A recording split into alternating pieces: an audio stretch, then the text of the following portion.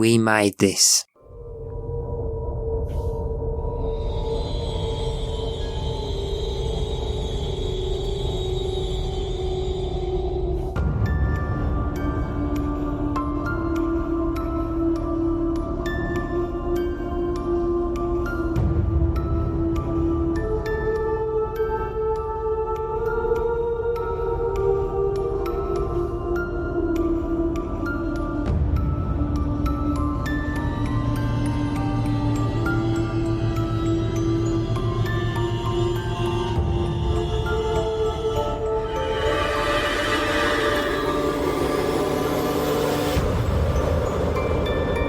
Hello and welcome to CHUCKYVISION, the podcast about Chucky, child's play, and things that are precariously linked to it here on the We Made This podcast network.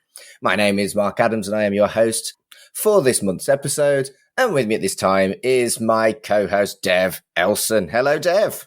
Hello, everyone. I do like it when you do your hello. I for a split second thought considering being the Fats to your Corky, but there's no way I can do that voice. I'm not good at voices. You mean like a weird, gentle, kind of but higher pitched version of my voice? I mean, that would have been some skill. And had we thought about it, I could have done it, but we haven't thought about it. And we've just mentioned it on air. And so, yes, what we're doing is we are talking about magic. Not actual magic, but the film Magic, starring Anthony Hopkins. And Dev, had you heard of this film before we started doing CHUCKYVISION? I definitely hadn't heard of it when I was a kid, but I definitely heard of it at some point because there is, and I didn't mention it to you because I didn't really want us to cover it because it's only partially mentioned in it. But on Shudder, there's a half-hour documentary called Primal Screens, I think it's called, or Primal Screen. And it's kind of a loose documentary about just what scares people as a kid. And part of it is the advertisement for the movie Magic. And we had talked about this a while ago. This has been on our CHUCKYVISION list for a while because even before Chucky, the TV show, came out, the way they advertised it was an homage to the way Magic was advertised. There's no footage of the movie, and it's just Fats the doll in a real extreme close-up, and there's just this limerick, and then he looks off to the side, and then just, Magic coming soon shows up. And the documentary had all these people saying how they grew up seeing that on TV, and that just terrified the shit out of them. Fascinating. I hadn't encountered this film at all until we started looking at what we would want to be looking at, inspiration for Chucky adjacent stuff while we were waiting for more TV show episodes. And this was one that I discovered and really kind of wanted to do. I thought it looked great fun. And I don't know, the concept was fun, but reminded me of the Goosebumps character as well. Oh, yeah, Slappy, yeah. Yeah, that's it, Slappy. I mean, I never really engaged with Goosebumps, as we've established. But if I was thinking about Goosebumps, it would be Slappy the Dummy, because he was in 5 or 6 of them, wasn't he? Yeah, he was a huge fan favourite, and definitely got the most sequels out of anyone. He was even, the ringleader of sorts in the movies. So he's definitely one of the faces of Goosebumps. Which I would guess, I've not read them, but were they basically inspired by this, or was it something very different? Was Slappy actually alive in those books? He was, yeah. But it went the same way as a mix between Chucky and Fats, in the sense that a kid gets this ventriloquist doll, bad things start happening, and parents think, oh, it's just the kid acting up. But then they're like, son, you've got to stop breaking things. This is your fault. Don't blame the doll. And of course, it is the doll. It's interesting you mentioned Goosebumps because, that came out around about the 90s. And I compared it to Magic and Chucky. But that was an old school ventriloquist doll. And this is an old school ventriloquist doll. And there has been without getting into it in too much detail, the tone of this film, what this film actually is, these kind of films have gone way, way back to the 20s and 40s. There's The Great Gabbo. and Dead of Night, which is a good 40s anthology film, which has a similar story to this. So these stories have been around a while. This was quite a notable one. And then I feel like since Chucky, every doll has been overtly capital E evil. You know what I mean? Like Annabelle in the vein. I think anyone nowadays watching Magic, if they saw Magic on streaming anywhere now and they watched it, they would very much assume it was an evil doll in the vein of Chucky or Annabelle. And I think that kind of changes the dynamic of this film. I wasn't sure whether or not there would be a malevolent spirit in Magic or not. So whether Fats actually had sentience. And I think I was pleasantly surprised that he didn't, actually, because it does make it a very different type of story and a very different kind of horror to what we're used to with Chucky. Yeah, it's fascinating to look at it with that lens of what audiences thought at the time. Because there is a moment where you think, oh shit, is the doll alive? And that is absolutely lensed contemporarily with us too, as, whoa, they're going the way of Chucky. Audiences back then weren't comparing it to Chucky. They had nothing really to compare it to. Maybe the Twilight episode where the doll was evil. But there were no comparisons for this film. The audiences didn't know what was going to happen. I don't know if they were expecting something supernatural. Yeah, so let's talk about the origins of the film.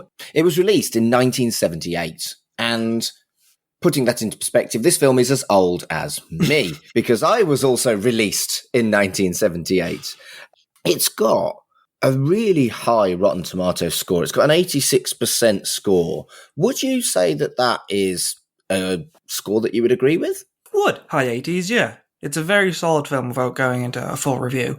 It's a strange one. Again, looking at it at the time of when it came out, and especially the talent surrounding it. It's a very small scale, not gritty, not exploitative or anything. It's very classy psychological horror. But still, it's very strange. It's a psychological horror about an evil killer doll when there is so much prestigious talent involved. Yes. I mean, the talent shows. The talent clearly shows on every level. So that's why it has a high score. But yeah, it's just so odd to imagine this film without even one of these big names. Yeah, and I think you're right. That's why it's got that score. The storyline is fine, but that storyline with hammy B-movie level actors would have come across as a bit of a, shitty B-movie horror film, wouldn't it? And I think I agree that the Rotten Tomatoes score is fair, because it's not just about whether or not it's good horror. It's not just about whether or not you're scared. It's about whether or not everything that surrounds it is of value as well. And you're right. This was directed by Richard Attenborough in between Oh, What a Lovely War, which is one of his more famous ones, and then probably his most famous, Gandhi. This was the film he did before Gandhi. And, then he went on to do Chaplin and lots of other stuff. But yeah, if I hadn't known, I wouldn't have expected Magic, then Gandhi to have been the film progression of Richard Attenborough.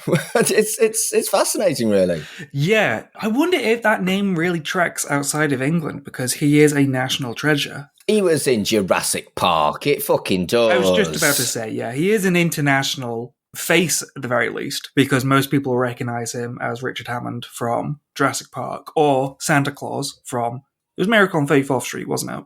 Well, yeah, but directorially, Gandhi is legendary. Surely that's even legendary in the States as well. Yeah, for both ones, yeah, because I got some facts. Yeah, he has won 4 BAFTA awards, which is like the English Oscars. He's won 4 Golden Globe Awards, which is big in America. I mean, if you go on him, he's like the Lord Attenborough. He has so many achievements to his name.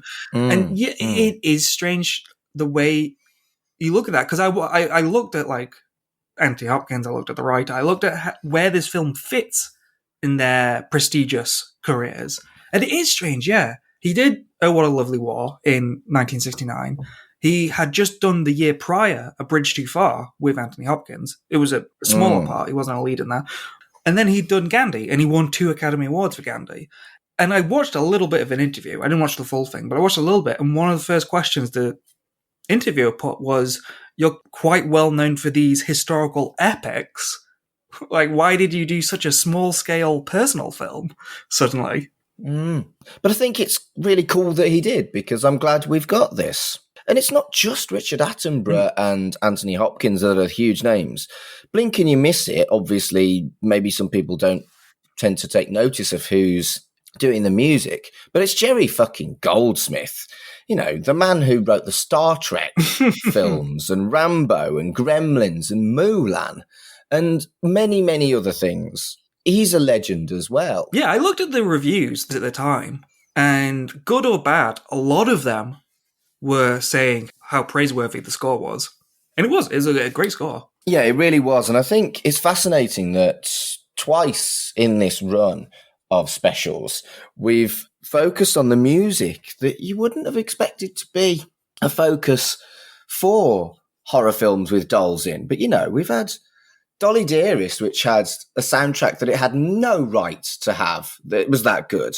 Whereas this, I think, deserves this soundtrack because it is a little bit classier than not that I'm going to say a bad word about Dolly Dearest, because I fucking love that film. But this has got a bit more critical bite. I don't know. I'm not saying it's better than Dolly Dearest, because it's not, because Dolly Dearest is one of the greatest films of all time. But critically wise, and it is more appreciated as a cinematic achievement than Dolly Dearest. And I've gone way off track, but fucking Jerry Goldsmith. Yeah, I love some of the other people involved in this. And this was strangely a prestigious film from the very get-go, even before Attenborough. So it was written by William Goldman, based on a book by William Goldman. And this was one of those instant films. So it was published in August of 1976, and the film rights were bought in March of 1976. So wow, it was one of those where he was already a name. And he was a huge name. Goldman is a huge novelist, playwright, and screenwriter. I mean, Butch Cassidy and the Sundance Kid, Stepford Wives, Marathon Man, which was based on his book, All the President's Men, A Bridge Too Far, which was an Attenborough film, Chaplin, an Attenborough film. He did The Princess Bride, the screenplay and the book, and yeah, classic. That's an incredible book. I always laugh at. Have you ever seen negative reviews of the Princess Bride book? I don't want to. No, but they're so funny because it's such a it's more so than the film. The book is very meta. It has like notes from like the screenwriter trying to turn the book into a film. Oh, that's interesting. And there's so many reviews of people going, "Why didn't Amazon label this as like a behind-the-scenes book? I just want the original book." I see. They don't get the joke. But that is just a kind of a sign of just how talented and well-known he was as a writer. And yeah, so this got greenlit immediately. He was, of course, going to do the screenplay. In 76, the first director attached was Norman Jewison, and he was equally as prestigious. Fiddle on the Roof, In the Heat of the Night, Moonstruck, all of these were Academy Award winning. He wanted Jack Nicholson to star. I think that's really weird because in my head, I can absolutely see how you could have swapped out Hopkins and it would have worked. But I'm glad they didn't, because I thought he was sublime in this film. Very strange, the timing of this, how this could have affected history. If he had done this in 78, would he have done The Shining in 80? But weirdly, his reasoning for not doing this is because he didn't want to wear a hairpiece. Wow. And then another great director and casting duo, Steven Spielberg, expressed interest in directing this. And he wanted Robert De Niro. Okay. Well, it seems odd that there was so much competition over what's a relatively low-key film. Yeah, it is. It feels low-key, but I guess Goldman had already had so much. I mean, a lot of these were in the 70s, you know, Butch Cassidy, Marathon Man, President's Men. He'd just been hit after hit. I think a lot of this talent probably saw Goldman and knew it was going to be good. Yeah, and this film was a hit. It made $23.8 million from a 7 million budget. So it was a hit. It was not a runaway, crazy blockbuster kind of level of hit, but it was definitely a hit. And like I say, the reviews were great, and which I agree with. And I'm glad it did well because it's a great film. I do feel like it's been a little bit lost over time because I'd not heard of it. Yeah, lost over time is definitely accurate. And I wonder if that's why some of these people passed, or, you know, maybe there was some concern about it, because it is a very low-key film and it's a little kind of slow burn psychological horror. And several reviews compared it to Psycho. It did not have the same impact that Psycho did. No, it didn't. And I wonder if maybe people thought, oh, this could be big, but it might not be. So the film starts with a really... I mean, I loved this scene where essentially the story didn't fit the reality. And I loved the way he was narrating, and it was clear that he was an unreliable narrator because you saw what had actually happened. And I thought that was a fantastic technique that really engaged me immediately with the film. And I was like, well, this is a well-directed fucking film. Yes, I noted this because I'd done a little bit of reading on the book. The rest of this film is pretty linear. This is what the book is like. The book is very much, in a good way, I don't know a better way to describe it, but all over the place. It goes back and forth with like a lot of flashbacks and stuff. So this is kind of similar to the book.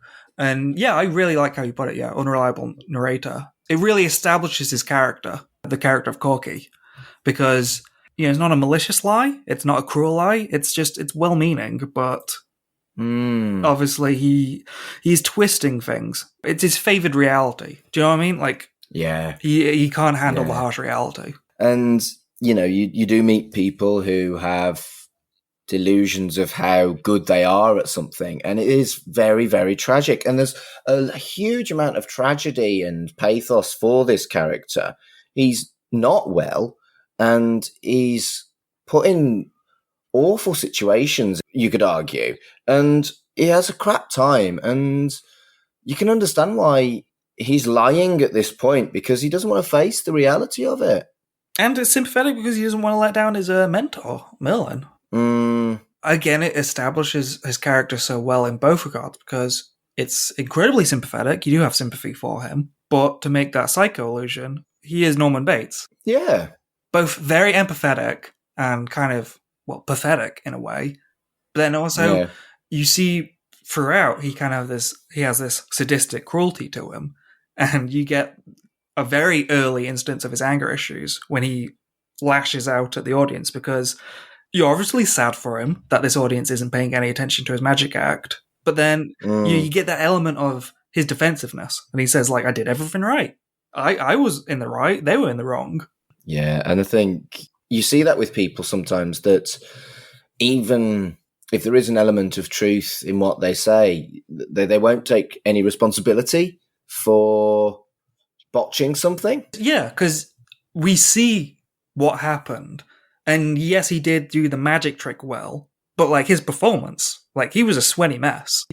He could barely handle being up there. It's fascinating that as it moves on, the gimmick of a magician alongside a ventriloquist dummy, that's actually pretty cool. I like that combo. Yeah, Burgess Meredith's character of his agent, Ben Green, you know, he's so good. So good. He sells it well. The whole point that it's misdirection, and the character of Fats is one hell of a misdirection. Yeah, I think we need to talk about him really, because the character is very cool and the performance is another exceptional performance. Anthony Hopkins, as we've already said, but yeah, he's superb. So good in this. Yeah, and we're not jumping ahead. We get a very quick prologue, if we'll call it that, of sorts. There's one scene of him bombing. And then very quickly, after like this one scene, about 4 minutes, the next scene is a year later where he has this agent, Ben Green, and he has Fats. It immediately jumps to him already with the doll. Yeah. And I like that, because apparently there is more backstory between him and how he gets Fats and how that relationship starts in the book. But I like how it just gets straight to the point in this film, that we don't see the beginnings of it like we do in Chucky, how Andy first meets Chucky. This bond has already happened. It's too late. I think you're right. I think he probably is rather good in the book, but for the film, it's really effective the way they do it. Yeah, especially like the direction of how the scene goes, where fumbling and failings on stage becomes part of the misdirection and part of the act, where he's alone on stage and, no one's paying much attention. Well, people are paying attention, but then he gets the magic wrong. And then suddenly a voice, this shrill, high-pitched voice from out in the crowd starts calling him out. And he says, well, if you can do this trick better, then come out here and do it yourself. And of course, he goes out into the audience and comes back with Fats the doll, which, because this is an audio podcast, we need to describe the doll. Every movie doll has its own iconic look. And this one is very peculiar because the doll looks like Anthony Hopkins. Yeah, it's actually very cleverly done.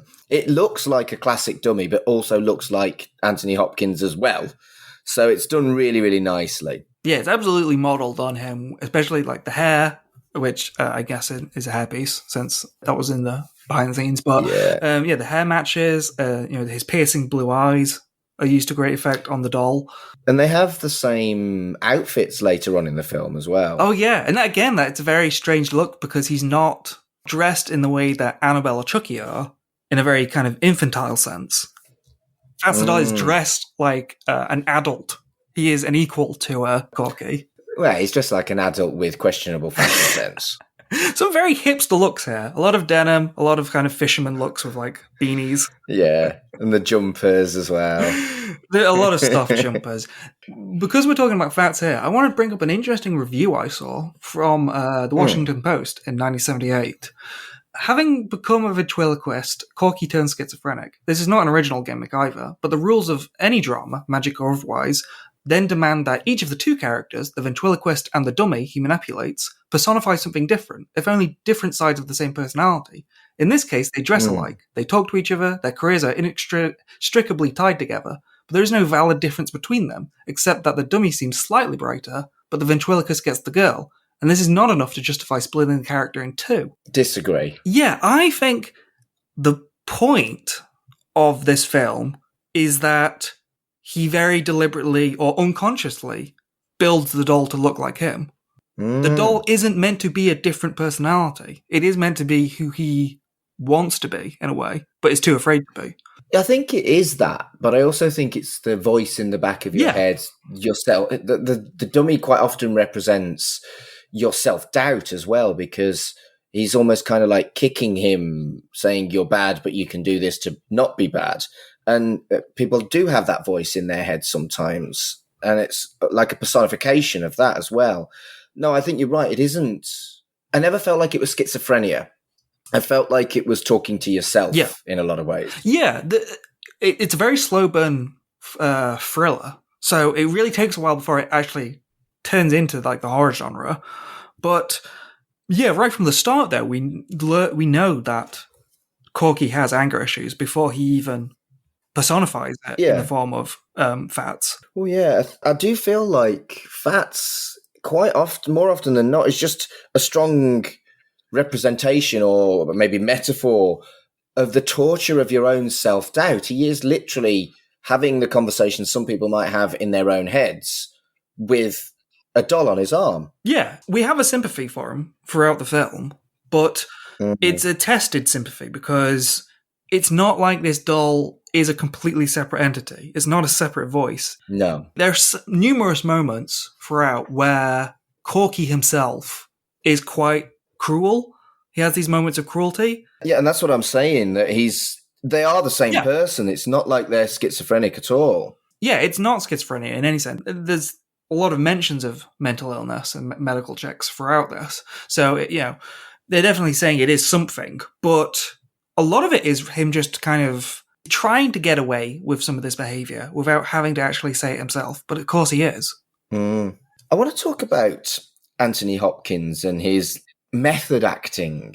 It's really, really subtle. But when you look through the entire film, the dexterity with the coin through the fingers, the way he's got real skill with actually manipulating cards with his hands, I'm not suggesting it's, Raging Bull levels of method acting, but it's clearly Anthony Hopkins with a level of dexterity that isn't easy to achieve. And that really, really impressed me as well.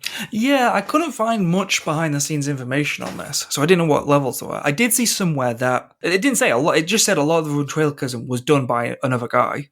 So I assume that means like the facial work, like him operating while Anthony Hopkins is acting. But even then, like the card tricks and the coin tricks and stuff, I think that is him doing it. That's not like a Labyrinth where someone's putting their hands up to do it. But even if he is, I mean, at no point am I suggesting that he became a ventriloquist. I don't think he did. But his mimicry of how a ventriloquist was ever so slightly have their mouth open when they're doing ventriloquism, that's great as well.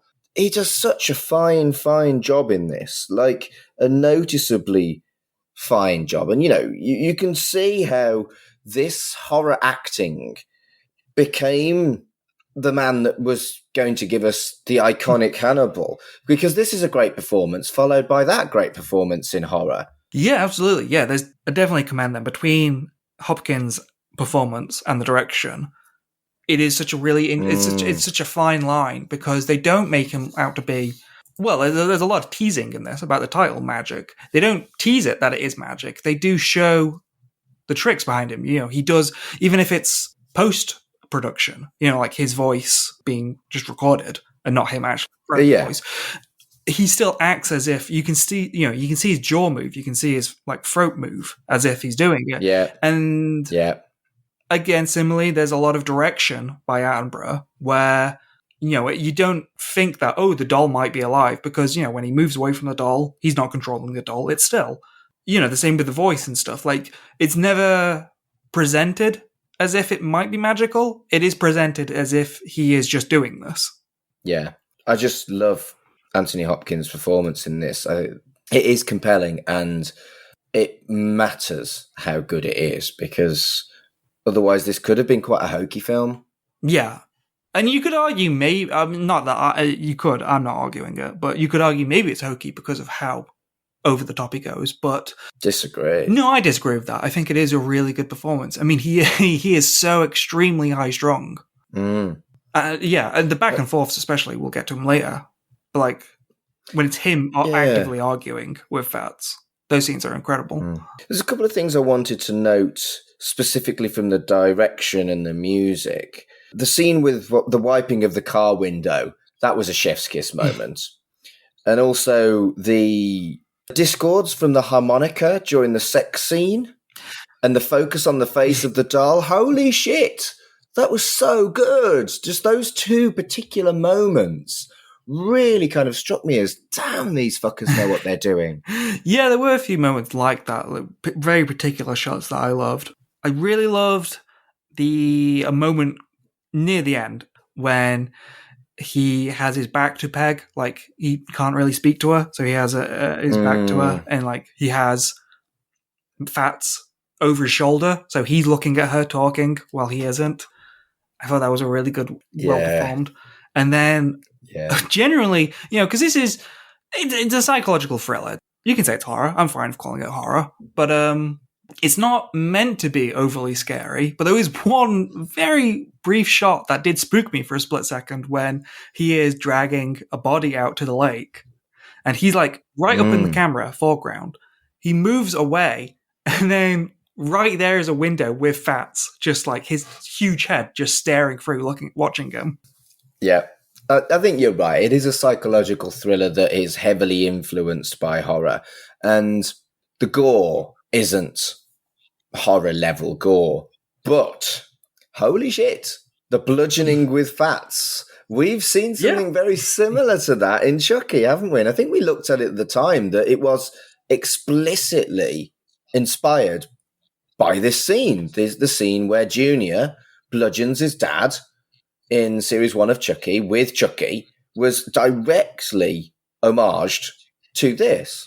Absolutely. And I think we need to keep an eye out for this now when Devon Sauer returns for season 3, because both of his... That hasn't been announced, has it? No, but he must be coming back. We'll need to find something for the electrocution, but his death at the end of season 1 was directly inspired by this. And then his death in season 2 was directly inspired by The Fury. in which like the exact same thing happens. A guy explodes, and like the direction, everything, it's all the same. So I think we need to keep an eye out for that in season 3 when Devon Sawa's introduced. What movie is Mancini going to lift from for his death? I love that you're assuming that Devon Sawa's coming back. He's coming back. He's already been like 4 different people on this show. That's true. True. The other thing about that scene, though, I got very, very, very worried because there was a kitty. And I was like, if they kill the fucking cat, this suddenly goes from being a very good film to an unwatchable bastard of a film that I will hate. But I do think they used the kitty quite effectively, though. Yeah, I don't know if I was directly worried for it, but... Her was bound to be a girl cat. She got a nice face. It was a girl.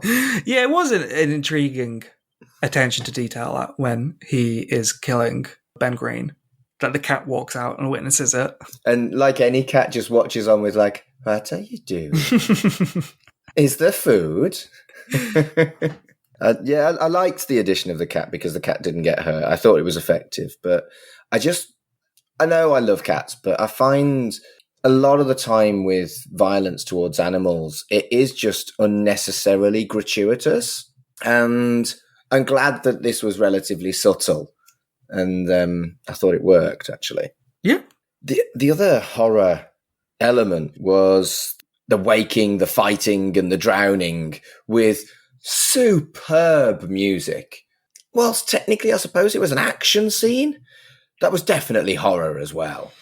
Oh, yeah, the whole sequence of him going out to murder Green, and then him... Yeah, and he just keeps coming back like a bad penny, doesn't he? Coming back in the water during the whole sequence, which, yeah, as you said, is really effectively done. The way it cuts away as well, so it leaves you in suspense of what happened. And then him coming back again, even though he's dead, causing problems. Yeah, and I think the thing with the branch was a really nice misdirect as well. You were like, oh, it's the fucking body. Oh, it's a branch. Oh, there's the fucking body. Brilliant. Absolutely fucking brilliant that was. Yeah, I think that's where I don't really care whether or not you classify it as thriller or horror, because it's kind of doing the same thing. It's in the acts of thrilling or horrifying. It's the same way of the incredible scene just before his death with Hopkins and Meredith having to sit it quietly for 5 minutes. Oh, that was so good. Such a great scene. It's such a simple concept. Just Green had seen Corky fighting with Fats, even though no one's around. So clearly something's wrong. And he just challenges him. He's like, just sit there. Don't talk as Fats. Just sit there quietly. And yeah, whether or not you want to call it a thriller or a horror, it's damn tense. Yeah, it's really, really well done. And again, going back to the acting skills of both of the actors, it could have been shit, but it wasn't. Yeah, both of them are really good. Hopkins goes through so many layers of trying to defend himself there, pathetically just like trying to remember old times, have a laugh, and then he's like, saying like, I don't think I could forgive you for this. I don't think we could be friends after this. Yeah, just really trying to guilt trip him into stopping it. And I mean, I don't know if he did it for this kind of scene, but like, yeah, Meredith is really good as he based it on a real person, and it comes across like as a the voice and the way he looks comes across as a real character, and how measured he is works so well in this scene because he's not agitated or on edge or scared by how weird Corky is. He's still so, as I say, measured. He's just like, look, just sit quiet for 5 minutes. Like, he doesn't get nervous. Turns out he should have been fucking scared of him, though. I like that, though, in this film. I like that they don't treat him like a horror character. They are all him, and it's a very small film, very small cast. It's him, Peggy, played by Anne Margaret. Duke becomes a character later, played by Ed Lauter. They all, to varying degrees, are innocent, normal people who, realistically, in a sense, don't expect someone to be this crazy. Yeah. Did you notice on the credits, actually, when you talk about the small cast, they actually credited Fats as a character and put Anthony Hopkins' name on twice, like as top of the bill and about 5 or 6 down on that as well. Oh, well, they should. I mean, it's an incredible performance between the two. Yeah, I thought it was nice that. I did like that. But yeah, I liked the side characters in this because we can talk about Peggy in a bit more detail, but like even the side characters, Duke, he is introduced as an asshole, and yeah, you could say maybe he got what he deserved because of he wasn't even super violent, but he pushed Peg down, and he wanted to know if they'd been together. But then, in a way, he's sort of you can defend it because Peggy never said anything about him being abusive, and he is rightfully annoyed that like it seems pretty obvious these two have slept together and cheated on him. Yeah. And then I really like that moment before he dies where you think he's going to be really angry. You get that kind of suspense of him bringing Corky out onto the lake to be alone with him. And then it's just like, please just tell me if you're with her. Like, I still love her. Yeah, he's heartbroken. He's heartbroken. And that, what I mentioned before, really highlights Corky's sadisticness. Not Fats's, but how cruel Corky can be, because he murders Duke, and then he knows that Duke still loves Peggy and wants to be with her, but then he's just like, oh, he ran off. He had a big argument and threatened me. So Peggy, at the end of this, Peggy just thinks that her husband was an asshole. Yeah, it's very clever, actually, what Corky does. It's very cruel and calculated. Yeah. We've kind of skipped over the scene that's probably one of the most iconic moments, is where just for a second you think that the doll's come alive. And that was so well done. Yeah. When he stabs Duke. Yeah, that is such a well-directed scene. And yeah, like I said, there is that, whatever your headspace was in, now or contemporary, like, it does feel for a moment like he is alive. And even afterwards, when they reveal Hopkins behind the curtain, he acts as if, like, he didn't know what just happened. Like, what have you done, Fats? Yeah, and it's a clear step in his descent into true madness, isn't it? That he now believes that the doll is alive. Definitely, yeah. And I think this film did a really, really good job just of like, the fuck? It's very different to the fuck moment in, let's say, Dusk Till Dawn. But it's definitely a fuck moment that was so well done. Yeah, it's a slow burn, small, intimate character study between only a small cast of characters. And yet there are still rather... I can see why these directors were so interested, because they are, I imagine in the script, these big moments of like the Chucky spinning his head around, the no batteries being inside him. Like, that's a big moment that as a director, when you read that, that's going to be, audiences are going to go crazy over that. Yes, exactly. And so, yeah, that scene definitely probably would have intrigued a lot of directors. And the deterioration of his mental health and the kind of self-destruction via the dummy is so well done. It's just clever. It's really, really clever as a metaphor. And grim, actually. Yeah, there really is so much you could talk about between just the two of them throughout the whole film, and who's controlling who and who has the dominant personality. Even as far back from the start, when Green says that he has a chance at TV, he has a chance of going big with this, but it's just a standard medical test they have to do. And he is nervous about it, but the way Corky is with it, where he tries to act a bit haughty about it, and he's like, it's the principle. I just don't want to do it. I don't want them thinking I might be crazy. This is an early example of him, not with Fats around, just Corky on the phone shouting at Green, telling him, like, I won't do it. Like, just tell them I won't do it. Yeah. So after he's decided to get rid of Fats, he then kind of threatens himself, doesn't he? With the I'll tell everybody thing. And I think that depiction of the fear of your own brain and your own secrets is another really, really dark thing, because everybody's got stuff that they don't tell anybody. And the idea that you could betray yourself or make a mistake and tell, Yeah, it's really, really scary, actually. It is, yeah. There's a lot of there are scenes like that where the way Fats talks about it, like, oh well, I'll go off to Manhattan and get big, and you just stay here with this Peggy. There are moments where Fats talks about himself as like an independent person, and in many ways, sort of acts like an independent person. Like these kills are his decision. Yeah, and I think it's almost a subtlety, isn't it, that you almost want to be out of your own brain because it still doesn't feel like schizophrenia when he does that. No, yeah, there are definitely a lot of moments where he's clearly doing it as a comfort. You know, he is mentally escaping whilst Fats talks for him, and he wants that. But then, yeah, there are many.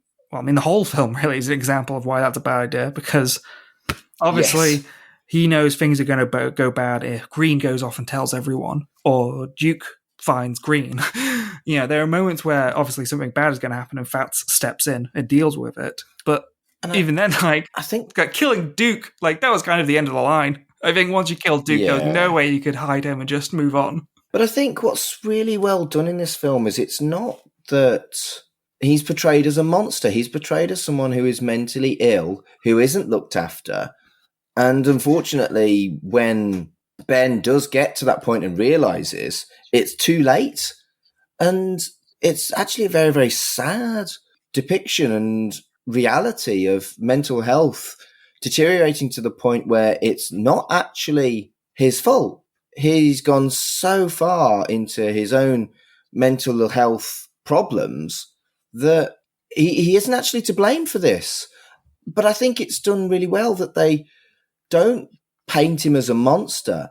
They paint him as someone who's unwell. And for 1978, that's pretty good, actually. Yeah, it's definitely a complex, complicated character. I feel like I would agree that there's never a moment where he goes full villain. Hopkins never goes into the realm of Hannibal. But no.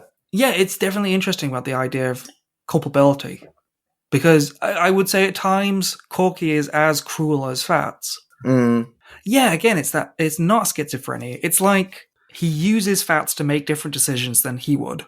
And so they are the same person. They're just splintering at times. Yeah, it's like a justification of, I want to make this terrible decision. I want to do this awful thing. But if I put it on the dummy, it will gently ease my pain of committing this atrocity. Yeah, it's as the movie puts it, it's a misdirection. He's misdirecting himself. Yeah. And even then, some of his decisions, like Peggy is all him. Like, he is cheating. You know, he's a homewrecker, and that's all him. That's not Fats. Fats doesn't even want to be there. Fats wants to go back into the show business. So this is Corky trying to go after something he wants.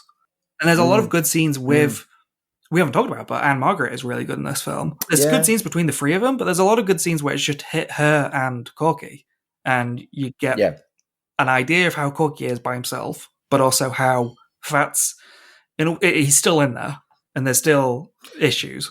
Yeah, and I liked how between them, two of them, they did a really effective job of exploring the complications that is reigniting a first love or never getting closure on a significant relationship, and how wounds can be reopened when it comes to old relationships just by encountering somebody.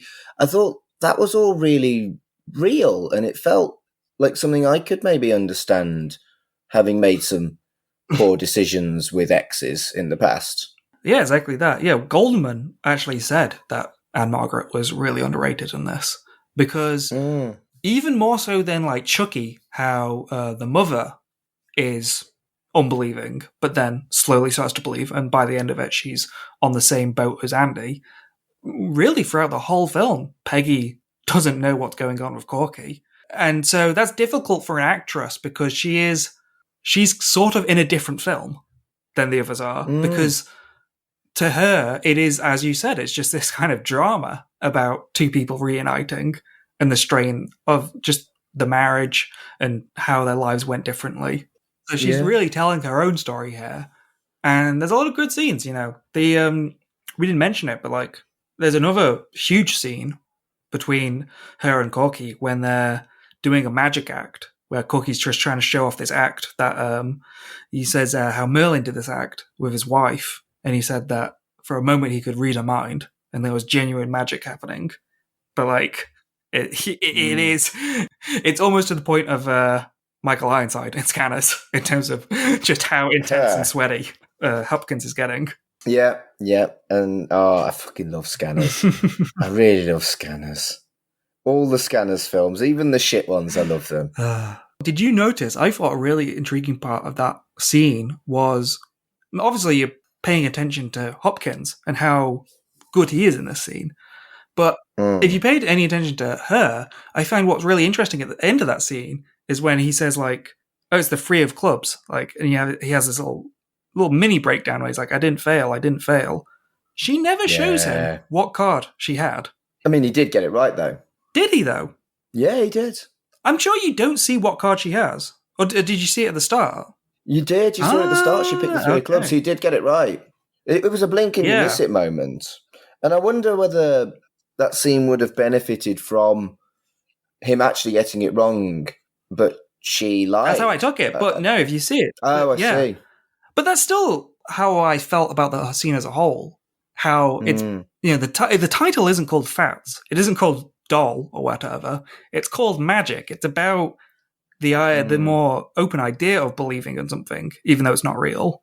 And so it's kind of like the connections, obviously there's, some metaphor going on here, some pretty blatant metaphor going on here about how he wants to, connect with her.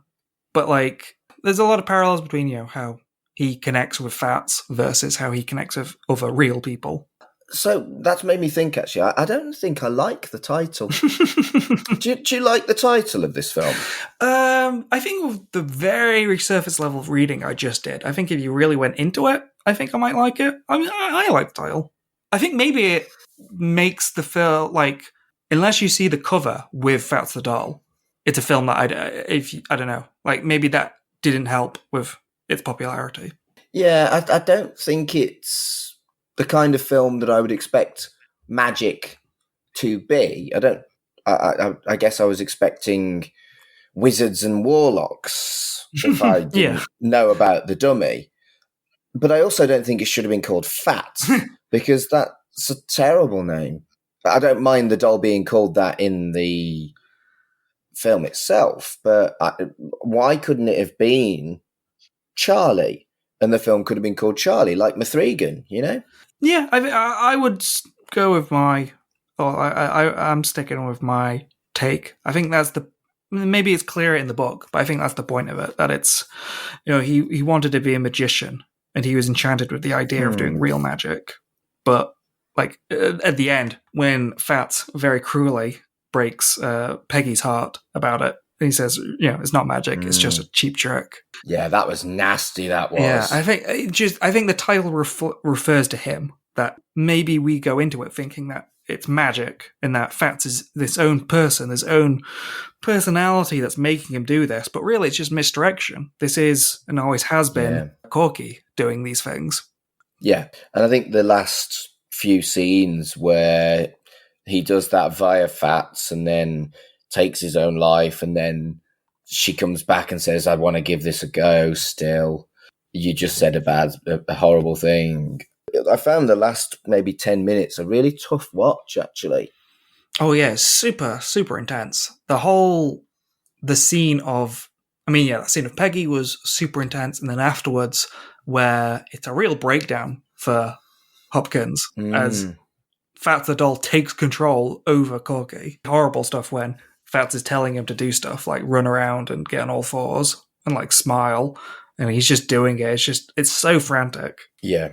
But then it claws it all back, and it's actually kind of tragic in the way that who's going to go first will go together. Of course you were going to go together because you're not two different people. Yeah, it's really, really well done. I liked it. And do you know what it did make me think of? Only in that moment. Have you watched His Dark Materials? No, I haven't. Have you read His Dark Materials? I haven't, no. Right, well, they have an aspect of their personality that manifests as an animal. Like a polar bear, yeah. And that's called a demon. And when you release your last breath, your demon kind of bursts into dust. And it felt very similar to that obviously Fats died at exactly the same time as Corky did, because he was an aspect of his personality that had manifested. And I'm not in any way suggesting that Philip Pullman was inspired by magic. I don't think that for a second. But it did make me think of something else I've seen that I really, really liked. Yeah, it's a really touching scene, that last one. And you do get a weird sense of, again, it's that weird mix of sympathy and also cruelty. Yeah. When Fats tells him, like, me was you. It was always you. That's Corky to himself telling him that, like, he was in control. Yeah. And that's it, isn't it? He's always been cruel to himself as well as other people. It's a really subtle story, which, despite the fact it's done through a fucking wooden doll, is actually incredibly human and explores quite deeply how hard it is to deal with your own self-doubt, the voices in your head that tell you that you're no good, your own mental health problems. It's really, really fucking good, actually. And I'll be honest, not what I expected. I expected a little bit of a cheap schizophrenia thing, to be honest with you. Yeah, I didn't know what I expected. I definitely, as I was reading the Wikipedia and seeing how many people are attached, I was thinking like, oh shit, this is going to be something really good. But then, surely this many people are attached. Why isn't this more well-known? Yeah, I mean, I was genuinely concerned that it might be so cheap and so insensitive that I'd find it a tough watch for the wrong reasons. I found it a tough watch because it was really fucking deep. Yeah, I do love it. I think I'm trying to put myself in the mind of some of those more negative critics. I'd think maybe it's a little too obvious in its deepness, but I don't mind films when they're too obvious if they're deep, because they are deep. You can still get in there. I don't mind if a film tells what it's trying to say. Me neither. But yeah, I love this film. I will say it didn't go totally unnoticed. Hopkins did get nominated for a Golden Globe and a BAFTA for this. Quite right. He was great. Yeah, I'm very glad it did get locked. I mean, you can argue in that sense that, because it is very similar to Psycho in a way, but instead of a mother, it's a doll. It is kind of quite similar. And you can argue like, oh, well, they're just redoing Psycho so that an actor can have a good role. But it is well-deserved. He did do a very good job. I mean, I would be interested in seeing what Nicholson or De Niro did with this, but I'm glad we got what we got. You know, we got Hopkins doing it. I think he does a really good job. And if you're going into it thinking, oh, this is a horror starring Hopkins, it really isn't anything like Hannibal. No, it's not. It shows you that he's got the acting skill to be Hannibal, but it's definitely not anything like Hannibal, no. No, it makes me wonder, because I saw a review where it talked about Hopkins acting in a positive light, but it said, like, this is the kind of role expected for Hopkins at this time. And I want to see what roles they meant, because afterwards, I feel like, especially after Hannibal, I would say he's more well-known for more reserved roles. Do you know what I mean? Like Westworld, or, you know, even Hannibal, you know, where he is in total control of himself, where he, you know, he's quite eloquent. And this is, I don't know, for me it stands out. Well, yeah, it's a standout performance. And you're right, it is kind of different to his norm.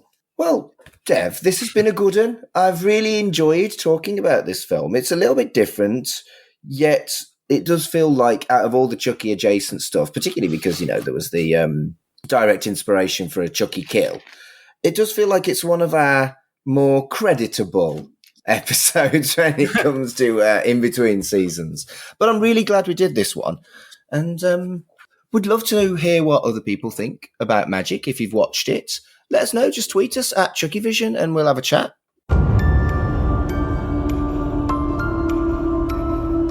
All right, Dev, where can people find you on the internet? People can find me at Absolute Travesty on Twitter. Don't think I've scheduled for much else at the moment, so I'll be on there, just hanging out.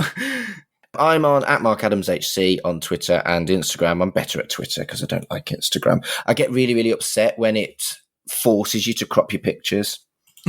And I'm also on Shipwrecks and Comatose, the podcast about Red Dwarf, on the We Made This Network. at Red Dwarf Pod on Twitter. But obviously, whatever you're listening to CHUCKYVISION on, you can just search for it, Shipwrecked and Comatose, you'll find it. So that's this month's episode. We haven't got any stuff scheduled specifically, but there might be a trailer dropping soon, I think. So as soon as the trailer drops, we will absolutely be watching it and talking about it on CHUCKYVISION. And if not, we'll see you next month for another one of these specials. And until whenever, wanna play? CHUCKYVISION is a podcast brought to you by the We Made This Network.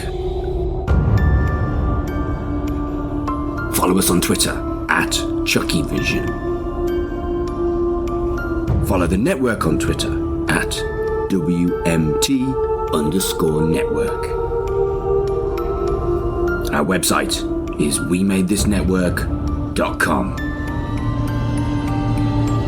The logo was designed by Dev, and the theme tune composed by Dark Fantasy Studios.